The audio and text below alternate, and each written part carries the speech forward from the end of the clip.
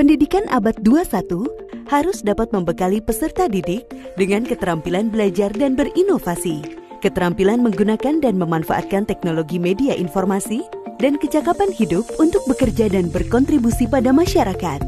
Keterampilan-keterampilan inilah yang dinamakan dengan konsep kecakapan hidup abad 21. Salah satu prasyarat untuk mewujudkan kecakapan hidup abad 21 adalah kemampuan literasi. Asesmen kompetensi minimum atau AKM dirancang untuk mengukur literasi membaca dan literasi matematika atau yang disebut numerasi. Asesmen literasi membaca bertujuan mengukur kemampuan untuk memahami, menggunakan, mengevaluasi, merefleksikan berbagai jenis teks untuk menyelesaikan masalah dan mengembangkan kapasitas individu sebagai warga Indonesia dan warga dunia, agar dapat berkontribusi secara produktif di masyarakat. Sedangkan asesmen numerasi dilaksanakan untuk mengukur kemampuan berpikir menggunakan konsep, prosedur, fakta, dan alat matematika untuk menyelesaikan masalah sehari-hari pada berbagai jenis konteks yang relevan untuk individu sebagai warga negara Indonesia dan dunia. Komponen asesmen literasi membaca dan numerasi dapat dibagi berdasarkan konten, proses kognitif, dan konteks. Berdasarkan konten, asesmen literasi membaca mengujikan beragam teks yang bersifat informasi dan teks fiksi. Sementara asesmen numerasi mengujikan bilangan, geometri dan pengukuran, data dan ketidakpastian, serta aljabar.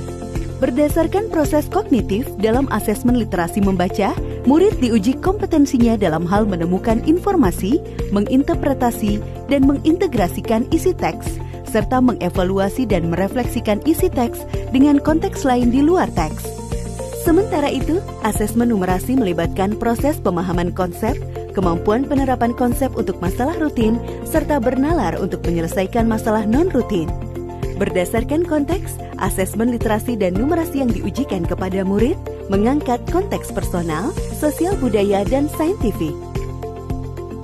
Ada beragam bentuk soal dalam AKM. 1. Pilihan ganda. Murid hanya dapat memilih satu jawaban benar dalam satu soal. 2. Pilihan ganda kompleks. Murid dapat memilih lebih dari satu jawaban benar dalam satu soal. 3. Menjodohkan. Murid menjawab dengan cara menarik garis dari satu titik ke titik lainnya yang merupakan pasangan pertanyaan dengan jawabannya. 4. Isian singkat.